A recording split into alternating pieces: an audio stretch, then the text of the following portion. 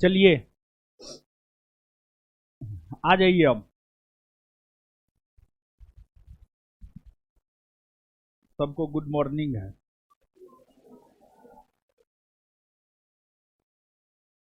तो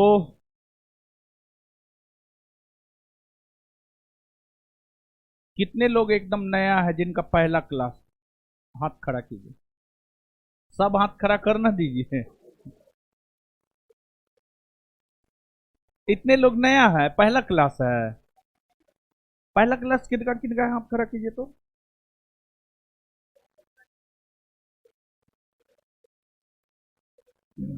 चलिए, आ जाइए। बहुत लोग ऐसे भी हाथ खड़ा कर दिए हैं, पहले से पढ़ रहे हैं, हाथ खड़ा कर दिए। इधर इधर इधर इधर इधर, सेकेंड बेंच पे। तो जिनका पहला क्लास है,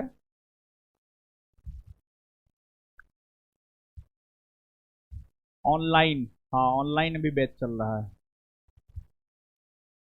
आ जाइए। देखते हैं क्या है बैच में, क्या नहीं है। सब कुछ को जानते हैं। देखिए,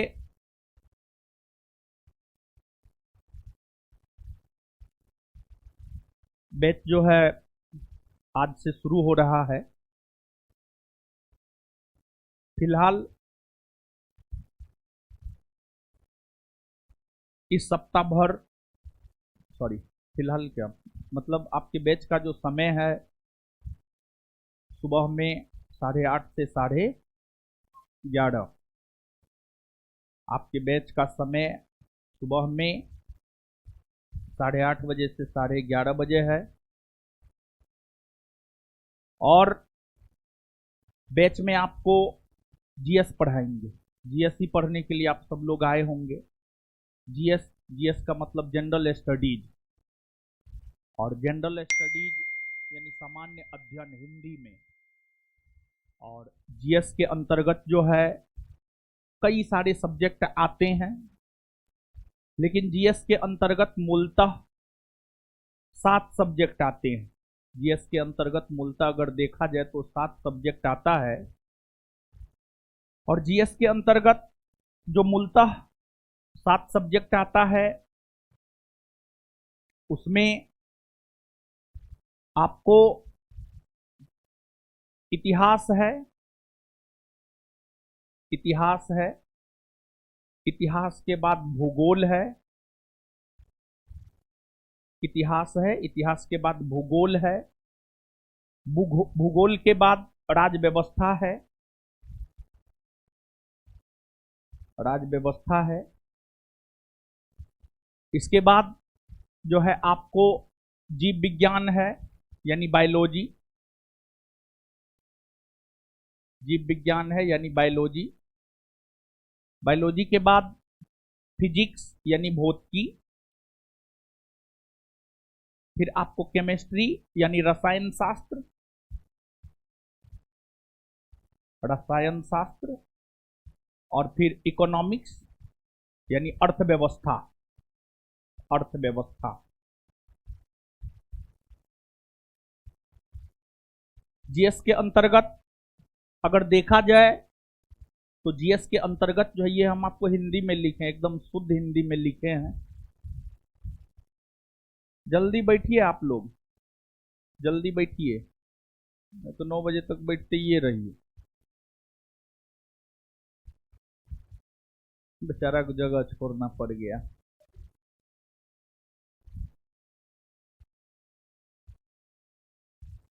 आते रहिए, क्या पढ़ाएंगे हम, आते रहिए आप लोग आराम।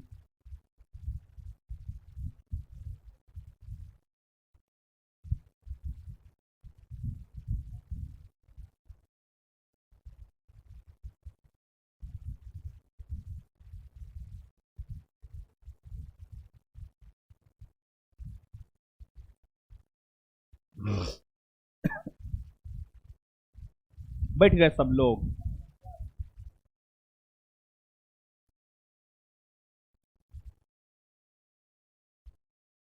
बैच का समय 8 ही बजे रखना चाहिए, तब आप 8:30 बजे तक बैठ जाते हैं। हाँ, 8:30 बजे रखे हैं तो 9 बजे तक बैठिएगा आप क्या? तो आप 8 बजे मान के चलिए, 8:30 बजे से पढ़ाएंगे हम, ये आप मान के चलिए, समझे। और ऐसे भी कुछ नए लोग हैं, नया लोग होगा। आइए अब फिर से बात करते हैं। देखिए, सब लोग बैठ गए हैं ना अब? समझा है ना? ये लड़की लोग आप ही लोग को बोल रहे हैं, लड़का लोग पहले आ चुका है, आप ही लोग लेट करते हैं। तो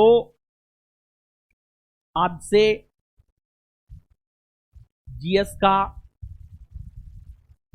एक नया बैच ऑनलाइन और ऑफलाइन दोनों मोड में प्रारंभ हो रहा है। और इस बैच में हम आपको जीएस यानी जनरल स्टडीज, ऐसे जीएस का मतलब बहुत लोग जनरल साइंस भी समझते हैं, तो यहां पर जीएस का मतलब आपको जनरल साइंस नहीं समझना है, बल्कि यहां पर जीएस का मतलब समझना है आपको जनरल स्टडीज। और जनरल स्टडीज का मतलब हिंदी में अगर देखा जाए तो सामान्य अध्ययन। और सामान्य अध्ययन की अगर हम लोग बात करें तो सामान्य अध्ययन के अंतर्गत ऐसे तो कई सारे सब्जेक्ट आते हैं, लेकिन सामान्य अध्ययन के अंतर्गत अगर देखा जाए तो मूलतः 7 सब्जेक्ट आता है। मूल तौर पर सामान्य अध्ययन के अंतर्गत 7 सब्जेक्ट आता है। और मूल तौर पर सामान्य अध्ययन के अंतर्गत जो 7 सब्जेक्ट आता है उसमें एक इतिहास है, दूसरा भूगोल है, तीसरा राज्य व्यवस्था है, चौथा जीव विज्ञान है, पांचवा भौतिकी है, छठा रसायन शास्त्र है और सातवां अर्थव्यवस्था है। अगर अंग्रेजी में कहे तो हिस्ट्री है, ज्योग्राफी है, पॉलिटी है, बायोलॉजी है, फिजिक्स है, केमिस्ट्री है और इकोनॉमिक्स है। इसमें जो ये 3 सब्जेक्ट है, इतिहास, भूगोल और राज्य व्यवस्था, अगर इस 3 सब्जेक्ट की हम लोग बात करें तो ये 3 सब्जेक्ट हम आपको पढ़ाएंगे। और आप हमको जानते होंगे, अगर आप नहीं जानते हैं तो क्लास आप आ गए हैं तो धीरे धीरे आप हमको जान जाइएगा। तो ये 3 सब्जेक्ट हम आपको पढ़ाएंगे।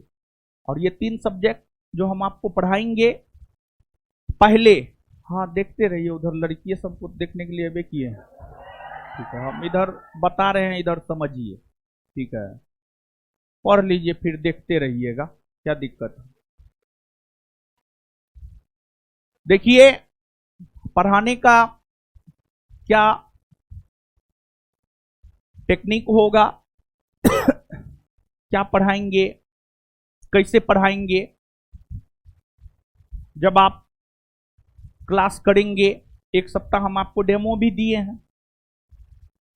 जो पुराने बच्चे हैं जिनका पहले से एडमिशन है, जो पहले से पढ़ रहे हैं, उनको तो पता है कैसे पढ़ाते हैं, क्या पढ़ाते हैं। लेकिन जो न्यू स्टूडेंट हैं, बॉयज हो या गर्ल्स हो, यानी लड़का हो या लड़की हो, उनके लिए स्पेशली एक सप्ताह डेमो रख दिए हैं। एक सप्ताह आप आराम से डेमो कर लीजिए, संतुष्ट हो जाइए और उसके बाद फिर आप अपना एडमिशन लीजिएगा। तो पढ़ाने का जो होगा, पहले पहले और अब में अंतर आपको दिखेगा। पहले जो है आपको एक दिन में एक ही टीचर आपको पढ़ाते थे। जैसे मेरा क्लास है तो सिर्फ उस दिन में मेरा ही क्लास होता था, लेकिन अब हम और बिट्टू झा सर दोनों डेली आपको दिखेंगे। आपके क्लास में हम भी दिखेंगे और बिट्टू झा सर भी दिखेंगे। और आपका क्लास आवर 3 घंटा का कर दिया गया है। 1.5 घंटा हम लेंगे क्लास और 1.5 घंटा बिट्टू झा सर लेंगे क्लास। क्लास आवर 3 घंटा का है, दोनों आदमी क्लास लेंगे। पहले 1.5 घंटा का क्लास था, अब 3 घंटा का क्लास है। तो ये जो क्लास आवर 3 घंटा करने का मकसद है, और दोनों लोग पर डे क्लास लेंगे, ये जो करने का मकसद है ताकि आपका जो सिलेबस है, आपका जो पाठ्यक्रम है, वो जल्दी से खत्म हो सके। और आपके बैच में आज से जो हम आपको प्रारंभ करने जा रहे हैं वो इतिहास प्रारंभ करने जा रहे हैं। इतिहास, देखिए, इतिहास प्रारंभ करने के पीछे कुछ रीजन होता है, और इतिहास प्रारंभ करने के पीछे रीजन यह होता है कि जो इतिहास होता है ना, इतिहास को मदर ऑफ ऑल सब्जेक्ट कहा जाता है। इतिहास की अगर हम लोग बात करें तो इतिहास को मदर ऑफ जीएस कहा जाता है, मदर ऑफ जनरल स्टडीज कहा जाता है, इतिहास को मदर ऑफ ऑल सब्जेक्ट कहा जाता है। तो इतिहास को सभी विषयों की जननी कहा जाता है, और यही रीजन है कि आज से जो है हम आपके साथ इतिहास शुरू करने जा रहे हैं। इतिहास बड़ा है, हम लोगों को लगभग 5000 ईस्वी 5000 ईस्वी 5000 ईस्वी के इतिहास को पढ़ना होता है। 5000 ईस्वी के इतिहास को हम लोगों को बेसिकली पढ़ना होता है। बेसिकली आप लोग भी थोड़ा बहुत जानते होंगे, हड़प्पा सभ्यता एक होता है, और हड़प्पा सभ्यता का कालखंड 2500 ईस्वी पूर्व। तो सबसे पहले हम लोग 2500 ईस्वी पूर्व से 0 ईस्वी तक आएंगे, फिर 0 ईस्वी से लेकर के 2024 ईस्वी तक आएंगे। तो 0 से 2024 यानी लगभग 2500 बरस इधर हो गया, और फिर उधर 0 से 2500 ईस्वी पूर्व यानी 2500 बरस उधर हो गया, यानी लगभग 5000 वर्षों का इतिहास हम लोगों को पढ़ना है। 5000 वर्षों का इतिहास हम लोगों को पढ़ना, 5000 वर्षों का इतिहास हम लोगों को पढ़ना है। तो 5000 वर्षों का इतिहास हम लोगों को पढ़ना है। तो ये जो 5000 वर्षों का इतिहास हम लोगों को पढ़ना है, इस इतिहास को हम लोग 3 भाग में बांटकर पढ़ेंगे। ठीक है, इतिहास को 3 भाग में बांट करके पढ़ेंगे, लेकिन उससे पहले एक बात को आप समझिए। इतिहास, देखिए, जो इतिहास शब्द है, इतिहास शब्द की अगर हम लोग बात करें तो इतिहास शब्द 3 शब्दों से मिलकर बना है। जो इतिहास शब्द है, इतिहास शब्द जो है आपको 3 शब्दों से मिलकर बना है। इति प्लस ई प्लस हास, इति प्लस ई प्लस हास, इतिहास। देखिए, इति प्लस ई प्लस हास, इतिहास। देखिए, इसका अर्थ क्या होता है पता है? इति प्लस अ प्लस हास, ई नहीं होगा, अ होगा। इति प्लस अ प्लस हास, इतिहास। इसका अर्थ होता है, इसका मतलब होता है ऐसा निश्चित रूप से हुआ है। इति प्लस अ प्लस हास का मतलब होता है कि ऐसा निश्चित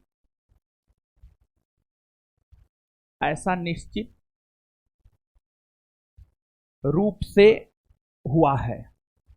ऐसा निश्चित रूप से हुआ है। ऐसा निश्चित रूप से हुआ है। ऐसा निश्चित रूप से हुआ है। इति प्लस अ प्लस हास का मतलब होता है ऐसा निश्चित रूप से हुआ है। अब इसका क्या मतलब है, इसको थोड़ा और एक्सप्लेन करते हैं। देखिए, इतिहास में बेसिकली हम लोग पढ़ते क्या है, इतना कॉमन जानकारी आपको जरूर होगा कि इतिहास में हमें महात्मा गांधी के बारे में पढ़ना होता है। इतिहास में हमें भगत सिंह के बारे में पढ़ना होता है। इतिहास में हमें डॉक्टर भीमराव अंबेडकर के बारे में पढ़ना होता है। इतिहास में हमें सुभाष चंद्र बोस के बारे में पढ़ना होता है। इतिहास में हमें महात्मा बुद्ध के बारे में पढ़ना होता है। इतिहास में हमें महावीर स्वामी के बारे में पढ़ना होता है, इतिहास में हमें शंकराचार्य के बारे में पढ़ना होता है, इतिहास में हमें चंद्रगुप्त विक्रमादित्य के बारे में पढ़ना होता है, इतिहास में हमें अकबर के बारे में पढ़ना होता है, इतिहास में हमें बाबू वीर कुंवर सिंह के बारे में पढ़ना होता है। तो गांधी जी हो या भगत सिंह हो या डॉक्टर भीमराव अंबेडकर हो या सुभाष चंद्र बोस हो या महात्मा बुद्ध हो या महावीर स्वामी हो या अकबर हो या शंकराचार्य हो, ये सभी लोग, इन लोगों का जन्म हुआ और अलग अलग कालखंड में, अलग अलग समय में, अलग अलग कालखंड में, अलग अलग समय में इन लोगों का जन्म हुआ है। और जिस समय जो परिस्थितियां थी उस अनुसार इन लोगों ने काम किया। इसी वजह से इनके इतिहास को हम लोगों को पढ़ना होता है। जैसे जब महात्मा गांधी का जन्म हुआ था 2 अक्टूबर 1869 ईस्वी को, तो उस समय हमारा देश गुलाम था। और जब गांधी जी शिक्षा ग्रहण किए तो गांधी जी को लगा कि हमारा देश भारत गुलाम है, भारत को गुलामी से आजादी की ओर ले जाना है, भारत को स्वतंत्रता दिलाना है। तो महात्मा गांधी ने स्वतंत्रता आंदोलन में शामिल होने का काम किया और उसके अंतर्गत गांधी जी ने असहयोग आंदोलन, सविनय अवज्ञा आंदोलन तथा अन्य आंदोलन चलाए और उन आंदोलनों के माध्यम से हमारा देश आजाद हुआ। जैसे इतिहास में हमें असहयोग आंदोलन को पढ़ना होता है। असहयोग आंदोलन जो कि 1920 से 1922 ईस्वी के बीच में हुए हैं। तो असहयोग आंदोलन 1920 से 1922 ईस्वी के बीच में हो चुके हैं और इतिहास में हमें वही पढ़ना है।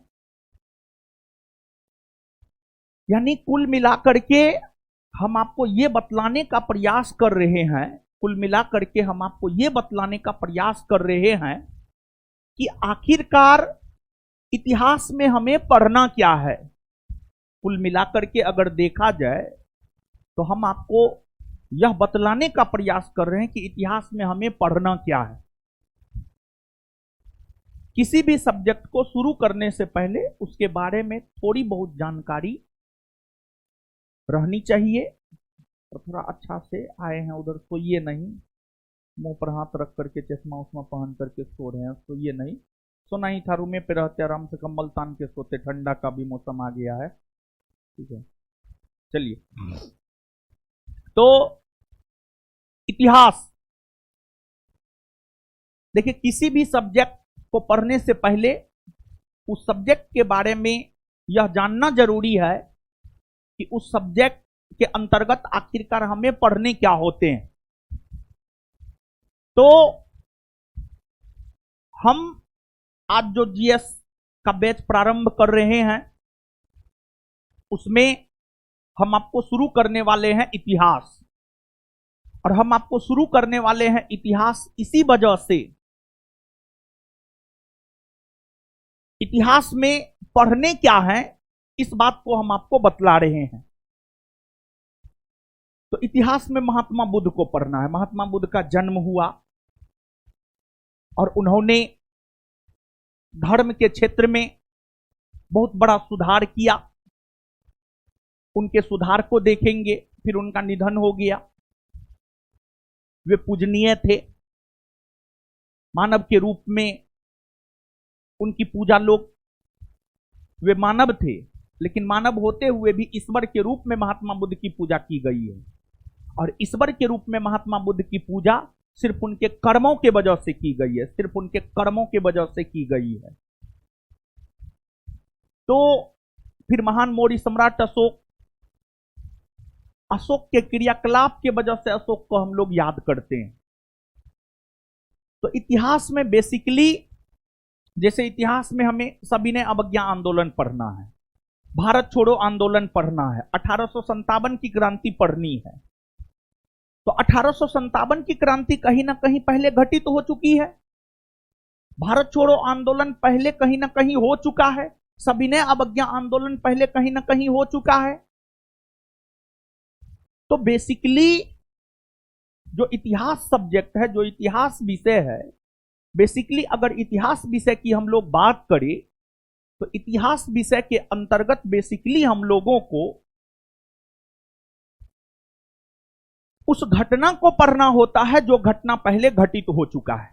जो घटना पहले घटित हो चुका है उसी को इतिहास के अंतर्गत हमें पढ़ना होता है। अब हमने आपको अभी तुरंत ये बात बतलाया है कि लगभग 5000 वर्षों का इतिहास हमें पढ़ना है। अब लगभग 5000 वर्षों का इतिहास हमें पढ़ना है, तो पढ़ने में सुविधा हो, इसी वजह से इतिहास को 3 भागों में बांटकर हम लोग पढ़ते हैं। प्राचीन भारत का इतिहास, मध्यकालीन भारत का इतिहास, आधुनिक भारत का इतिहास। तो पढ़ने में सुविधा हो इसलिए इतिहास को हम लोग 3 भागों में बांटकर पढ़ते हैं। पढ़ने में सुविधा हो इसलिए इतिहास को हम लोग 3 भागों में बांटकर पढ़ते हैं। प्राचीन भारत का इतिहास, मध्यकालीन भारत का इतिहास और आधुनिक भारत का इतिहास।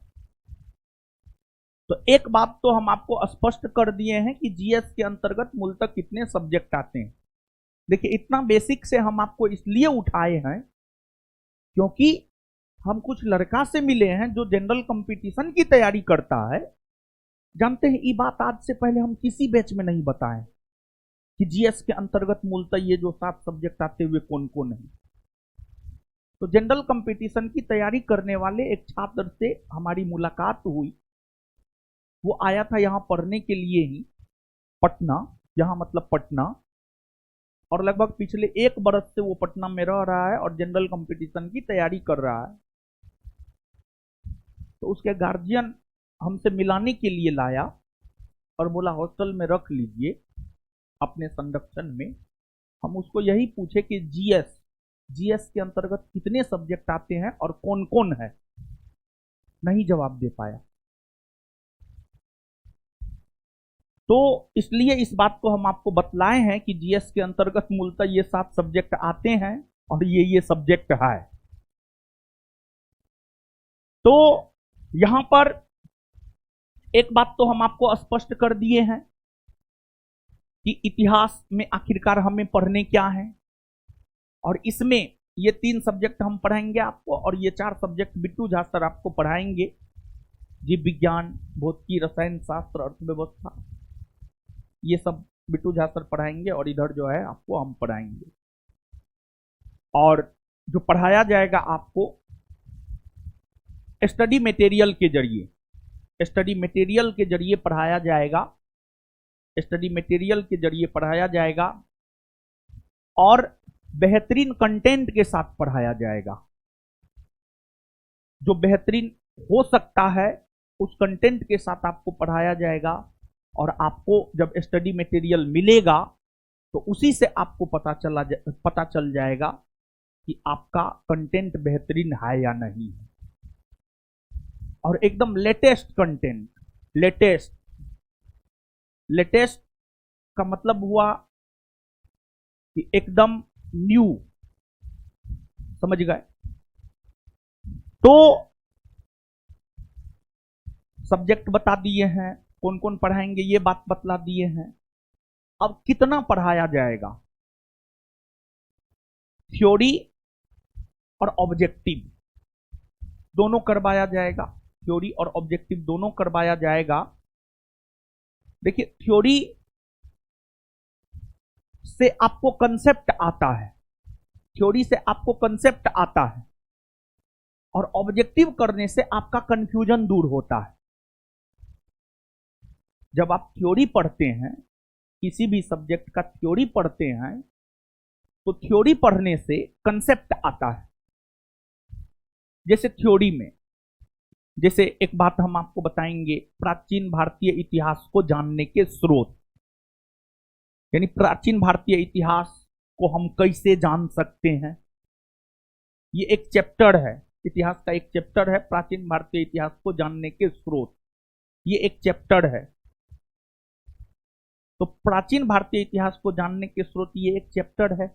देखिए, इतिहास को हम लोग कैसे जानते हैं? जैसे महात्मा गांधी के बारे में ही हम कैसे जानते हैं, सुभाष चंद्र बोस के बारे में हम कैसे जानते हैं? तो महात्मा गांधी के बारे में साहित्य लिखा गया है, किताब लिखा गया है। उस किताब को पढ़कर हमें महात्मा गांधी के बारे में जानकारी मिलता है। उसी प्रकार से जो प्राचीन भारतीय इतिहास है, भारत के प्राचीन इतिहास के बारे में जानकारी अगर देखा जाए तो हमें साहित्य से प्राप्त होती है। कौटिल्य के अर्थशास्त्र से प्राप्त होता है, मेगास्थनीज के इंडिका से हमें प्राचीन भारतीय इतिहास के बारे में जानकारी प्राप्त होता है। फिर प्राचीन भारतीय इतिहास के बारे में जानकारी हमें ऋग्वेद से मिलता है। अब जब हम थ्योरी पढ़ेंगे तो ऋग्वेद के बारे में जानेंगे, ऋग्वेद क्या है, कितने श्लोक हैं, कितने मंत्र हैं, ऋग्वेद कितने भाग में बटा हुआ है, ऋग्वेद के रचयिता कौन है, ऋग्वेद के किस भाग में क्या है क्या नहीं है, इन सभी चीजों को हम लोग जानेंगे। तो थ्योरी पढ़ते हुए आपका कंसेप्ट क्लियर होगा और ऑब्जेक्टिव करते हुए आपका कंफ्यूजन दूर होगा। और दोनों जरूरी है, दोनों जरूरी है, दोनों एकदम से जरूरी है, दोनों एक दूसरे के बिना अधूरा है।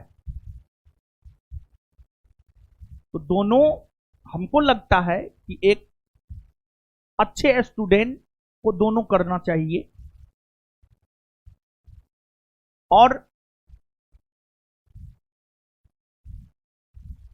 जितना ज्यादा से ज्यादा आप मेहनत करेंगे, आपकी सफलता उतना ज्यादा सुनिश्चित होगा।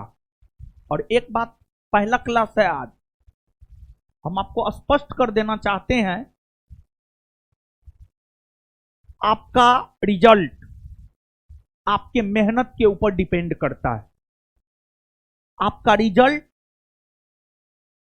टीचर के ऊपर डिपेंड नहीं करता है, आपका रिजल्ट टीचर के ऊपर डिपेंड नहीं करता है। अगर स्टूडेंट का रिजल्ट टीचर के ऊपर डिपेंड करता तो टीचर के पास पढ़ने वाला हर स्टूडेंट ही सफल हो जाता। तो सफल कुछ एक स्टूडेंट होते हैं जो बातों को मानते हैं, जो सब काम करते हैं। जैसे यहां पर हम आपको सलाह देना चाहेंगे कि आप डेली क्लास आइए, डेली जितना पढ़ाया जाता है उसको घर पे जाकर के सेम डे में पढ़िए। क्लास सप्ताह में 5 से 6 दिन चलता है, मंडे टू सैटरडे, या कभी कल सैटरडे को बंद भी रहता है। 5 से 6 दिन क्लास चलता है। रविवार को तो बंद ही रहता है, रविवार को तो एकदम फिक्स है, बंद रहता है। तो 5 से 6 दिन क्लास चलता है। 5 से 6 दिन आप रेगुलर वे में क्लास कीजिए। पर डे जितना पढ़ाया जाता है उसको घर पे जाके पढ़िए, सेम डे में पढ़िए, घर पे जाकर के उसको याद कीजिए, घर पे जाकर के उसका रिवीजन कीजिए। और सेम डे में जैसे आज जो पढ़ाएंगे, आज के आज घर जाकर के आपको उसका रिवीजन करना है, आपको उसको याद करना है। उस टॉपिक पर दोस्तों के साथ बहस करना है। और संडे को छुट्टी रहता है तो संडे को पूरे सप्ताह में पढ़ाए गए चीजों का रिवीजन करना है। तो ये सब काम आपको करना है। लेकिन आप कितना करेंगे, आप जितना करेंगे आपके सफल होने के चांस उतना ज्यादा होंगे, और आप नहीं करेंगे तो आपके सफल होने के चांस ज्यादा नहीं होंगे। समझ गए? तो ये सब काम कीजिएगा, ये सब हम आपको सलाह दे रहे हैं। आज पहला दिन है, समझ गए? जो नए लोग हैं उनको ये सलाह दे रहे हैं, जो पहले से पढ़ रहे हैं उनको तो ये सलाह देते देते हम थक गए, हम थेथर हो गए, समझे? ये बात हम इसलिए बोल रहे हैं कि अगर आप बात मानिएगा आपका रिजल्ट होगा, बात नहीं मानिएगा आपका रिजल्ट नहीं होगा। सीधी सी बात। और किसी के ऊपर 100% डिपेंडेंसी सही नहीं होता है। ठीक है, आप मेरे पास पढ़ने आए हैं, हम आपको पढ़ाएंगे, कोई दिक्कत नहीं है, लेकिन अब आप 100% हमारे ऊपर ही डिपेंडेंट मत हो जाइएगा। कुछ अपना भी हाथ पैर मारना है। जैसे, ये बात हम क्यों बोल रहे हैं समझिए। जैसे आप नदी में डूबने लगे, वहां पर डूबते डूबते सिर्फ भगवान भगवान कहिए, नहीं बच पाइएगा। डूबते डूबते भगवान भगवान भी कहिए और अपना हाथ पैर भी मारिए, समझ रहे हैं, तभी आप बच पाइएगा, नहीं तो नहीं बच पाइएगा, नहीं तो कोई उपाय ना है। तो अपना भी हाथ पैर मारना जरूरी होता है जीवन में। बिना अपना हाथ पैर मारे कुछ नहीं हो सकता है। हम आपको पढ़ा रहे हैं, आप मेरे पास पढ़ने आए हैं, हमें खुशी है कि आप मेरे पास पढ़ने आए हैं, लेकिन ये खुशी तब और भी बढ़ जाएगा जब आप पढ़ाई करके सफल हो जाइएगा। देखिए, सफल होने के लिए अगर देखा जाए तो हमको बहुत सारा एग्जाम में सफलता मिला है, मतलब बहुत सारा एग्जाम में मेरा रिजल्ट हुआ है। हम एवरेज से थोड़ा ज्यादा है, ऐसा नहीं है कि बहुत ज्यादा है, और बहुत ज्यादा होना जरूरी भी नहीं है। अगर आपको रिजल्ट चाहिए तो किसी भी सब्जेक्ट का विद्वान नहीं बनना है। अगर आपको रिजल्ट चाहिए तो हर सब्जेक्ट का एवरेज नॉलेज होना चाहिए, हर सब्जेक्ट का एवरेज नॉलेज होना चाहिए। और आप जितने भी लोग आए हैं, अधिकतर लोगों को चाहिए रिजल्ट, मतलब आप जो एग्जाम दे, उस एग्जाम में आपसे प्रश्न बने, आपका रिजल्ट हो, आपको जॉब लगे, यही आप लोगों का उद्देश्य है। और हमारा भी यही उद्देश्य है कि हम अपने सपने को तो साकार नहीं कर पाए, लेकिन आपके जरिए हम अपने सपने को साकार कर सके। तो ज्यादा कुछ है नहीं,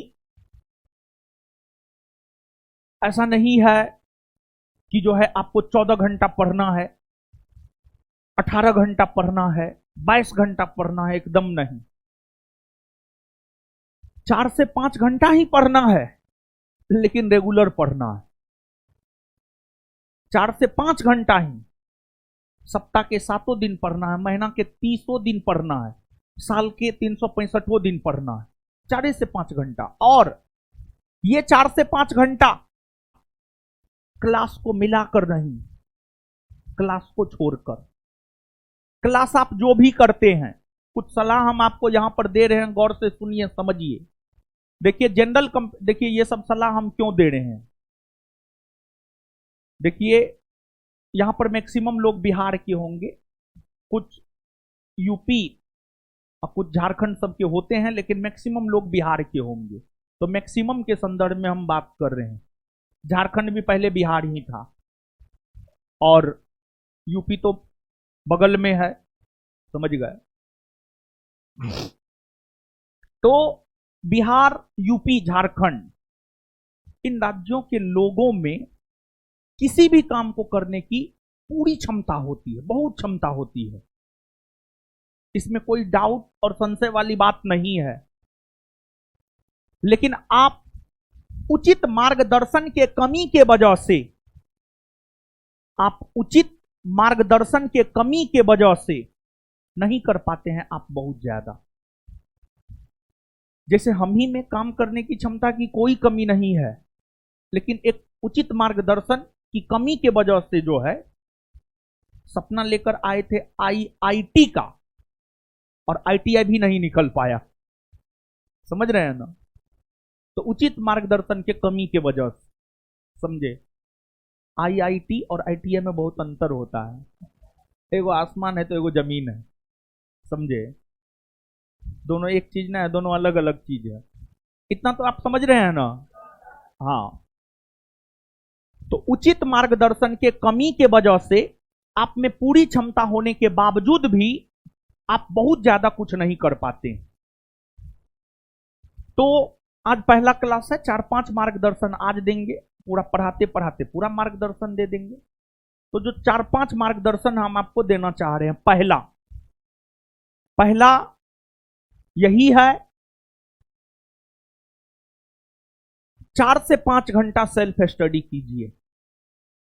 4 से 5 घंटा सेल्फ स्टडी कीजिए। और सेल्फ स्टडी मतलब स्वयं बैठ करके रूम में पढ़ना है, या रूम में नहीं पढ़ पाते हैं तो लाइब्रेरी में बैठ करके पढ़िए, या जहां भी पढ़ सकते हैं। 4 से 5 घंटा आप डेली बेसिस पर पढ़िए। पहला सलाह मेरा ये है। क्लास के अलावे 4 से 5 घंटा सेल्फ स्टडी डेली बेसिस पर कीजिए। और चाहे कुछ भी हो जाए, चाहे जन्मदिन मनाना हो, चाहे विश्वकर्मा पूजा मनाना हो, कुछ भी हो, 4 से 5 घंटा पढ़िए। और एक बात आप जानिए, आप छात्र हैं, आपकी पहचान एक छात्र के तौर पर है, और एक छात्र का सबसे प्रमुख काम होता है पढ़ाई करना। अगर आप पढ़ाई नहीं कर रहे हैं तो आप छात्र नहीं हैं, छात्र के रूप में आपकी पहचान नहीं हो सकती है। तो आप लोग जो आवाज कर रहे हैं कि फलना दिन भी पढ़ेंगे, चिल्ला दिन भी पढ़ेंगे, ये सब आवाज मत कीजिए। जो बात समझा रहे हैं समझिए। क्यों क्यों ऐसा क्यों होता है कि एक ही क्लासरूम के कुछ लड़के सफल हो जाते, कुछ लड़के सफल नहीं होते हैं? क्योंकि कुछ लड़के गाइडेंस को मानते हैं और कुछ लड़के नहीं मानते हैं। जो मानते हैं वो सफल होते हैं, जो नहीं मानते वो सफल नहीं होते हैं। सीधी सी बात है। तो पहला सलाह मेरा यही है। ये जरूरी नहीं है कि 10 घंटा, 12 घंटा, 14 घंटा, 18 घंटा पढ़े, लेकिन ये जरूरी है 4 से 5 घंटा ही पढ़े, लेकिन डेली पढ़े, और 4 से 5 घंटा सेल्फ स्टडी जरूर करे। और सेल्फ स्टडी में क्या पढ़े? जो आपको क्लास में पढ़ाया गया आप वो पढ़े। और आपने जो लक्ष्य बनाया है, आपने अगर अपना लक्ष्य बीपीएससी को बनाया है तो बीपीएससी के क्वेश्चन बैंक को पढ़े। अगर आपने अपना लक्ष्य बिहार एसआई को बनाया है तो बिहार एसआई के क्वेश्चन बैंक को पढ़े। अगर आपने अपना लक्ष्य बिहार पुलिस को बनाया है तो आप बिहार पुलिस के क्वेश्चन बैंक को पढ़े। अगर आपने अपना लक्ष्य एसएससी को बनाया है तो एसएससी के क्वेश्चन बैंक को पढ़े। अगर आपने अपना लक्ष्य रेलवे को बनाया है तो आप रेलवे के क्वेश्चन बैंक को पढ़े। तो सेल्फ स्टडी में पहला, क्लास में पढ़ाए गए चीजों को पढ़े। दूसरा, जो आपका लक्ष्य है उसके क्वेश्चन बैंक को आप पढ़े। ये 2 चीज आप पढ़े। और देखिए, जैसे मान लिया जाए कि यहां पर कुछ लोग ऐसे होंगे जिनका लक्ष्य बीपीएससी होगा, कुछ लोग ऐसे होंगे जिनका लक्ष्य बिहार एसआई होगा, कुछ लोग ऐसे होंगे जिनका लक्ष्य एसएससी होगा, कुछ लोग ऐसे होंगे जिनका लक्ष्य रेलवे होगा। तो जैसे मान लिया जाए जिन स्टूडेंट का लक्ष्य एसएससी है, एसएससी में जीएस भी पूछता है, मैथ भी पूछता है, रीजनिंग भी पूछता है, इंग्लिश भी पूछता है। तो एसएससी वालों को हम ये सलाह दे रहे हैं, एक बार में जब आप ट्यूशन पकड़ते हैं ना, कोचिंग पकड़ते हैं ना, ओनली 2 सब्जेक्ट का कोचिंग पकड़िए। 2 सब्जेक्ट का कोचिंग पकड़िए, और उस दो सब्जेक्ट को अच्छे से कीजिए पहले। और उस 2 सब्जेक्ट पर जब आपका सिलेबस खत्म हो जाता है, उस 2 सब्जेक्ट पर जब आपका 60-70% पकड़ बन जाता है, तो उस 2 सब्जेक्ट का बार बार रिवीजन करते रहिए, और फिर अगला 2 सब्जेक्ट का ट्यूशन पकड़िए, और फिर पढ़ाई कीजिए। आप विद्यार्थी एक गलती ये भी करता है, ये गलती हमने 11th-12th में किया था। 11th-12th में क्या हुआ, नया नया आए, मैथ किसी और टीचर से पढ़ रहे हैं, फिजिक्स किसी और से पढ़ रहे हैं, केमिस्ट्री में 3 पार्ट होता था, फिजिकल, ऑर्गेनिक, इनऑर्गेनिक। फिजिकल किसी और से पढ़ रहे हैं, ऑर्गेनिक किसी और से पढ़ रहे हैं, इनऑर्गेनिक किसी और से पढ़ रहे हैं। मतलब पूरा टाइम क्लासे में चल जाता था, सेल्फ स्टडी हो ही नहीं पाता था, जिस वजह से आईआईटी के जगह आईटीआई भी नहीं निकला। समझ गए? तो ये कमी हमने देखा है अपने जीवन में। और एक बात आप भरोसा कीजिएगा कि हम अपने जीवन में जो अनुभव किए हैं, असफलता क्यों हाथ लगा या सफलता क्यों हाथ लगा, वही चीज हम आपसे शेयर करेंगे। कोई बनावटी बात नहीं है। जो भी बोलेंगे अपने जीवन में जो सीखे हैं, जो समझे हैं, वही बोलेंगे। समझ गए?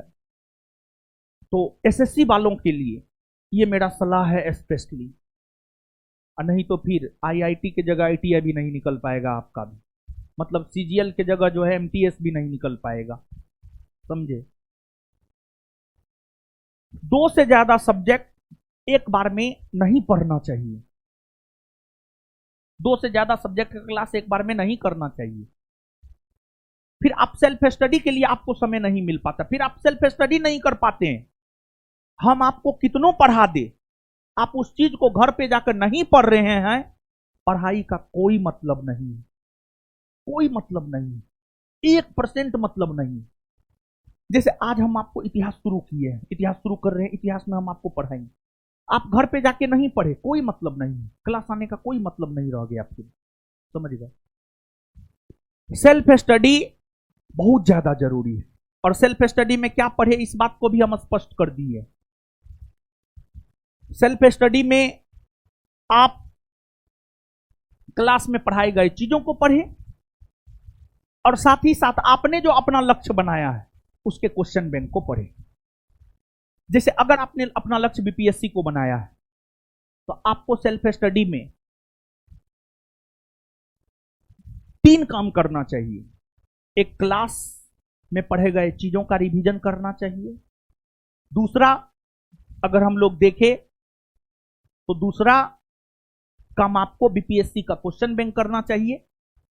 और तीसरा काम अगर हम लोग देखें तो तीसरा काम में जो है आपको डेली बेसिस पर न्यूज़पेपर पढ़ने का आदत अपने आप में डालना चाहिए।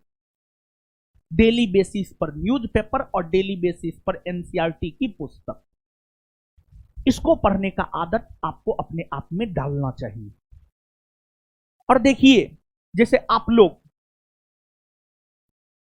एक सलाह मेरा ये है, कंक्लूड कर रहे हैं, तो पहला सलाह ये है, जरूरी नहीं है कि 12 घंटा 14 घंटा पढ़े, लेकिन यह जरूरी है पर डे पढ़े और 4 से 5 घंटा पढ़े और 4 से 5 घंटा सेल्फ स्टडी करे। और सेल्फ स्टडी में क्वेश्चन बैंक, आपका जो लक्ष्य है उसके क्वेश्चन बैंक को जरूर करें, पहला। दूसरा, अगर हम देखें तो दूसरा सलाह यह है कि अनुशासन जीवन में अनुशासन का बहुत महत्व होता है। जीवन को अनुशासित वे में जीना है। इसका मतलब क्या है? जीवन को अनुशासित वे में जीना है। अब इसका मतलब बहुत लोग समझेंगे क्या, मां बाप का पैर छूना है, टीचर का पैर छूना है? नहीं। आपके लिए, एक छात्र के लिए अनुशासन का मतलब, मेरे अर्थों में अगर देखा जाए तो एक छात्र के लिए अनुशासन का मतलब मेरे अर्थों में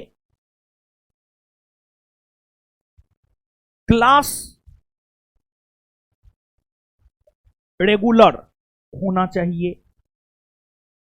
कॉन्संट्रेट होकर के टीचर के लेक्चर को सुनना चाहिए, क्लास में आपस में बात नहीं होनी चाहिए, क्लास में जो होमवर्क दिया जाता है उस होमवर्क को निश्चित तौर पर करना चाहिए, टीचर की बात को मानना चाहिए। पढ़ाई के संदर्भ में विशेष तौर पर आपके लिए अनुशासन का मतलब यह होता है, हम अपने क्लास में गुड मॉर्निंग, गुड इवनिंग या हमारे आने पर या टीचर के आने पर स्टूडेंट खड़ा हो जाए, अभिवादन करे, इस सबको हम बंद करके रखे हुए हैं। आप लोग अनुशासन का मतलब सिर्फ इतना ही समझते हैं, टीचर आया एकदम बैठे हुए हैं, उठ के खड़ा हो गए, गुड मॉर्निंग सर। अनुशासन का मतलब ये ना है। अनुशासन का मतलब है कि अगर हम यह होमवर्क दिए कि कर्क रेखा भारत के 8 राज्य और भारतीय मानक समय रेखा भारत के 5 राज्य से होकर गुजरती है, उसको मैपिंग करके लाना है, तो मानचित्र पर उसको मैपिंग करके लाना है। अनुशासन का मतलब ये है। अनुशासन का मतलब ये कदापि नहीं है कि टीचर के आने पर खड़ा हो जाए, good morning, good evening, good afternoon, good night करे। अनुशासन का मतलब कदापि आपके लिए ये नहीं है। समझे बात को? तो ये दो चीज है। और एक दिन में कितना सलाह देंगे? बहुत हो गया है कि ना? और अगर आप इतिहास में, इतिहास हम पढ़ाने जा रहे हैं, अगर आप इतिहास में कोई भी सब्जेक्ट, सॉरी, इतिहास में अगर आप बुक के बारे में हम चर्चा कर रहे हैं, बुक अगर आप इतिहास के अंतर्गत कोई भी बुक पढ़ना चाहते हैं, कोई भी बुक पढ़ना चाहते हैं, तो मेरा पहला सलाह यही है, आप सबसे पहले एनसीईआरटी को पढ़ें। सबसे पहले आप एनसीईआरटी को पढ़ें। जैसे आप लोग पढ़ने के लिए आए हैं, इतिहास शुरू कर रहे हैं, तो बहुत बच्चा के मन में सवाल होगा, इतिहास में कौन किताब पढ़े? तो किसी भी पब्लिकेशन के या किसी भी राइटर के बुक को पढ़ने से पहले मेरा सलाह यही है कि आप एनसीईआरटी को पढ़ें। और अगर आपका सपना बीपीएससी है तो आप एनसीईआरटी को जरूर से जरूर पढ़ें, जरूर पढ़ें आप एनसीईआरटी को। अगर आपका सपना बीपीएससी नहीं है तो फिर एनसीईआरटी पढ़ने की कतई कोई जरूरत नहीं। लेकिन फिर भी अगर आप किताब पढ़ना चाहते हैं तो पहला सलाह मेरा यही होगा, सबसे पहले आप एनसीईआरटी को पढ़ें। और एनसीईआरटी में भी 8 क्लास के एनसीईआरटी से लेकर के 12th क्लास के एनसीईआरटी तक को पढ़ें। हिस्ट्री में 8 क्लास के एनसीईआरटी से लेकर के 12th क्लास के एनसीईआरटी तक को आप पढ़े। और ओल्ड मिले, न्यू मिले, कोई प्रॉब्लम नहीं, जो मिलता है वो आप पढ़िए। लेकिन इतिहास में पहली पुस्तक अगर आप कोई पढ़ना चाहते हैं तो एनसीईआरटी पढ़िए। समझिएगा? तो एक सलाह और हो गया, समझिएगा?